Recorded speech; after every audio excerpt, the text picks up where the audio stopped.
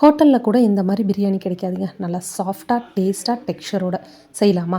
குக்கரை அடுப்பில் வச்சுட்டு ஒரு குழிக்கரண்டி அளவு எண்ணெய் 2 டேபிள் ஸ்பூன் நெய் ஆட் பண்ணிவிட்டு ஸ்போல் ஸ்பைசஸ் ஆட் பண்ணிடுங்க. அடுத்தது பச்சை மிளகாய், பெரிய வெங்காயம், 3 டேபிள் ஸ்பூன் இஞ்சி பூண்டு பேஸ்ட். நல்லா இந்த கன்சிஸ்டன்சி வந்ததுக்கப்புறம் 2 பழுத்த தக்காளி, சாப் பண்ண புதினா, கொத்தமல்லி, அடுத்தது பிரியாணி மசால் தூள், தனி மிளகாய் தூள், மல்லித்தூள், வேக வச்சு வச்சுருக்கிற மட்டன் போட்டுட்டு நல்லா கலந்துருங்க.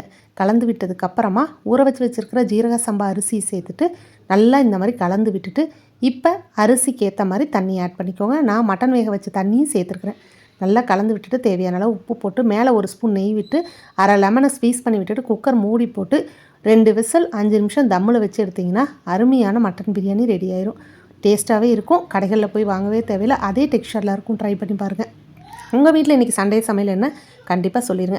நல்லா உதிரியாக பிரியாணி. இந்த பிரியாணிக்கு என் பசங்க 2 பேருமே அடிமை. நீங்களும் ட்ரை பண்ணி பாருங்கள். தேங்க்ஸ் ஃபார் வாட்சிங்.